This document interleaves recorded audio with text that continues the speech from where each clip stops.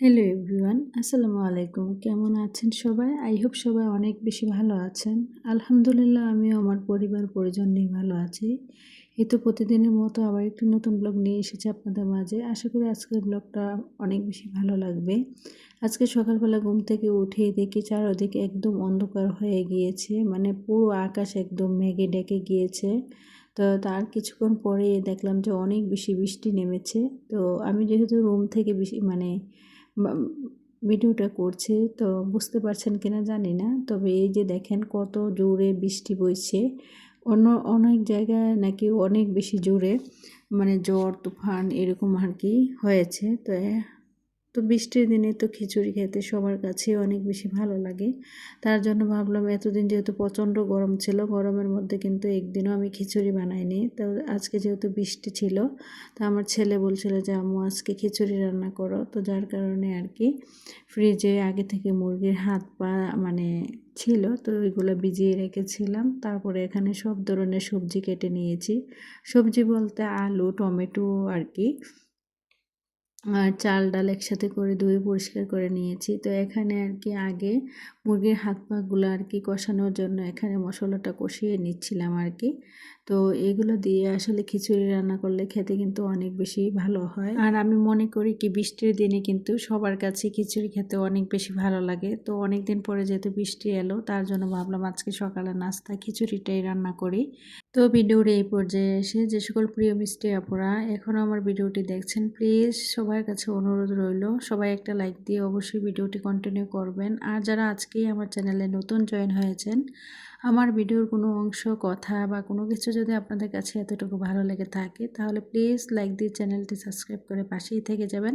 পাশে থাকা বেল বাটনের অল অপশনটি প্রেস করে দেবেন, যাতে করে আমি কোনো নতুন ভিডিও ছাড়ার সাথে সাথে আপনাদের কাছে নোটিফিকেশন চলে যায়, আপনারা আপনাদের সময় সুযোগ করে দেখে নিতে পারবেন। আর আগের ভিডিওতে কিছু কিছু মিষ্টি আপুরা এত সুন্দর করে মিষ্টি মিষ্টি করে কমেন্ট করেছিল। আয়শা ব্লগ ভেঞ্চার থেকে আয়শা আপু এত সুন্দর মিষ্টি করে একটা কমেন্ট করেছিল, বলেছিল যে আপু তোমার অনেক গুণ আছে। তো আপু এত সুন্দর মিষ্টি করে কমেন্ট করার জন্য তোমাকে অসংখ্য ধন্যবাদ। তারপরে রিমি দি আর কি ইন্ডিয়া থেকে প্রতিনিয়ত আমার ভিডিওগুলো দেখে, তো রিমি দি একটা কমেন্ট করেছিল যে মিষ্টি আপু তোমার ভিডিওটা দেখে নিলাম, অনেক বেশি ভালো লাগলো, তোমার মিষ্টি কণ্ঠের সুর অনেক বেশি ভালো লাগে। আপু জানি না তোমার ভয়েসটা এত কেন মিষ্টি, আর আমি যখন ভিডিও বানাই আমার কণ্ঠটা কেমন জানি না। তো আসলে রিমিদির উদ্দেশ্যে বলছি, রিমিদি তোমার কণ্ঠটাও কিন্তু অনেক বেশি মিষ্টি, তোমার ভিডিওর ভয়েসও কিন্তু অনেক বেশি সুন্দর হয়। তো আমার কিন্তু প্রায় সময় আমি যখন মানে অনেক বেশি তাড়াহুড়োর মধ্যে দিয়ে থাকি, বা দেখা যায় যেদিন ভিডিও এডিট করতে গেলে, ভয়েস দিতে গেলে অনেক বেশি মানে সময় কম থাকে বা অনেক বেশি সমস্যা হয়, তখন মানে কি ভয়েস দিই আমি নিজেও বলতে পারবো না। আর যেদিন আমি রিল্যাক্স মোডে থাকি, তো ওই দিন কিন্তু আসলে চেষ্টা করি একটু ভালোভাবে আর কি ভিডিওতে ভয়েস দেওয়ার জন্য। তো যাই হোক, আজকে তো এখানে খিচুড়ি রান্না করে নেব। আমার আরও মিষ্টি মিষ্টি অনেক আপুরা আছে যারা আমার ভিডিওগুলোতে প্রতিনিয়ত দেখে খুব সুন্দর সুন্দর মিষ্টি মিষ্টি কমেন্ট করে। তবে প্রতিদিন তো আর সবার একসাথে তো আর সবার আসলে কমেন্ট পড়া সম্ভব না। তবে আরেকটা আপুর নাম না নিলেই নয়, শারমিন শিমু আইডি থেকে আর কি, এই আপুটাও কিন্তু প্রতিনিয়ত আমাকে খুবই সুন্দর মিষ্টি কমেন্ট করে। লুবনার সংসার থেকে, তারপরে ব্লগ বাই জ্যোৎস্না, আরও আমার অনেক মিষ্টি মিষ্টি আপুরা আছে যারা আমাকে প্রতিনিয়ত মিষ্টি মিষ্টি কমেন্ট করে। তো তাদের মিষ্টি মিষ্টি কমেন্টগুলো পড়লে কিন্তু আমার মনটা একদম ভালো হয়ে যায়, এবং কি নতুন নতুন ভিডিও বানানোর জন্য অনেক বেশি আর কি উৎসাহ জাগে। তো যাই হোক, সকল আপুদের জন্য রইল আমার অন্তরস্থল থেকে অনেক অনেক দোয়া আর ভালোবাসা এত সুন্দর মিষ্টি মিষ্টি কমেন্ট করার জন্য। তো আজকে কিন্তু খিচুড়িটা রান্না করবো আমি প্রেশার কুকারে। আর এখন বর্তমান সময়ে কিন্তু গ্যাসের দাম এত বেশি, যার কারণে আমি চেষ্টা করি সংসার খরচটা কীভাবে কমিয়ে আর কি আমি আসলে মানে যেন আমার কারেন্ট বিলও যেন কম আসে, সংসার খরচটা বা গ্যাস খরচটা যেন কম হয়, সেদিকে লক্ষ্য রেখেই কিন্তু আমি সবসময় আমার রান্নাগুলো করে থাকি। তো যার কারণে এখানে আর কি সব ধরনের মশলা মাখিয়ে হাতে মেখে আর কি প্রেশার কুকারে খিচুড়িটা বসিয়ে দিয়েছি। আর আগে থেকে যে মাংসটা কষিয়ে নিয়েছিলাম ওইটাও কিন্তু দিয়ে দিয়েছিলাম। পরে কিন্তু আমি এটা আবার রাইস কুকারের যে বড় পাতিল আছে ওইখানে আর কি ঢেলে নেব, যখন খিচুড়িটা রান্না হয়ে যাবে।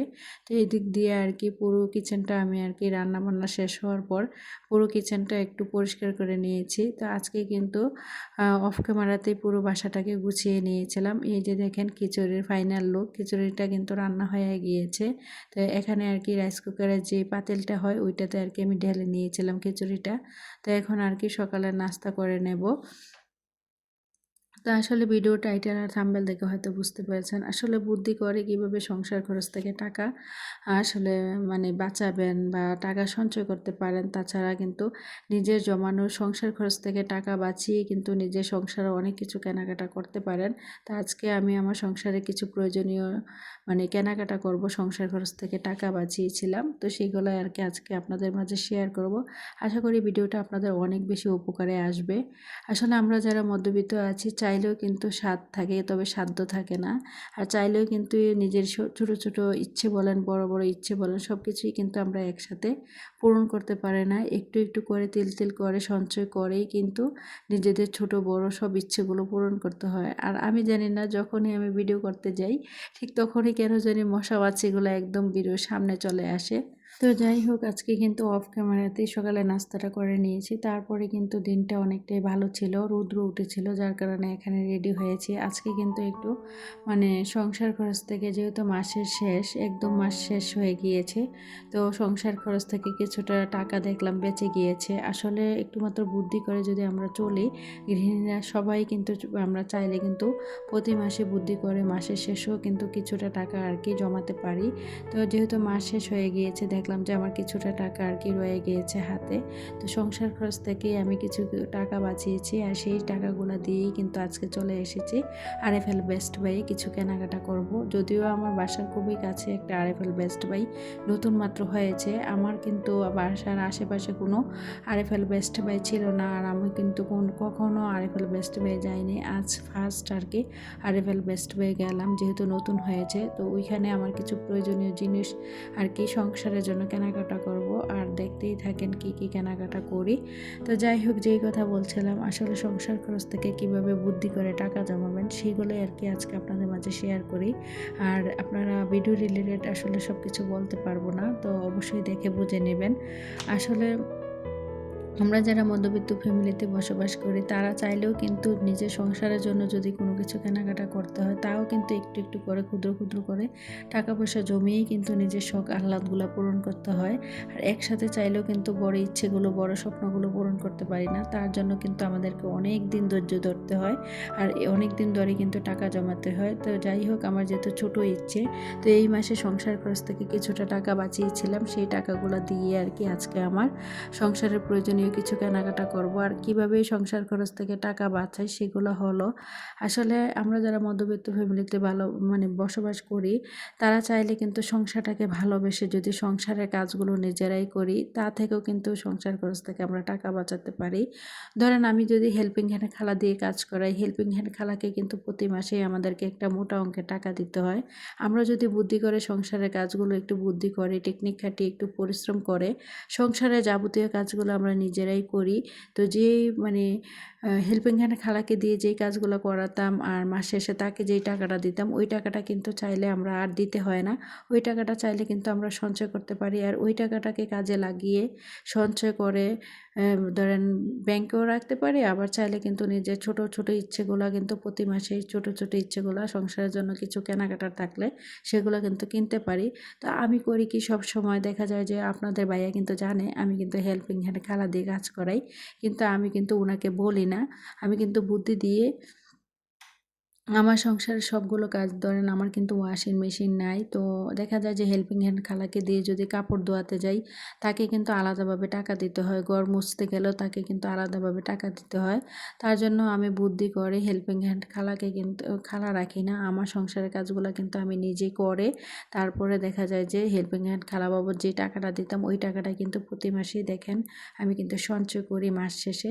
তো আজকে কি করেছি, আমি কিন্তু সঞ্চয় করিনি, বা দেখা যায় যে এই টাকা টাকাটা রেখেছি আমি আমার নিজের কিছু সংসারের প্রয়োজনীয় কিছু কেনাকাটা করব তার জন্য আর কি। তো আপনারা চাইলে কিন্তু হেল্পিং হ্যান্ড খালাকে দিয়ে কাজ না করেও নিজের কাজগুলো নিজে করে সংসার খরচ থেকে এভাবে করে বুদ্ধি করে টাকা বাঁচাতে পারেন। আর সেই বাঁচানো টাকাগুলো চাইলে কিন্তু আপনারা সঞ্চয় করতে পারেন, আবার চাইলে কিন্তু আপনারা আপনাদের সংসারে প্রয়োজনীয় অনেক কিছু কেনাকাটা করতে পারেন। তো আমি কিন্তু বুদ্ধি করে কিন্তু টেকনিক খাটিয়ে আমার সংসারের কাজগুলো আমি একটু করি কষ্ট করে, আর ভালোবাসা ভালো লাগা থেকেই কিন্তু সংসারের কাজগুলো প্রতিটা মেয়ে করে।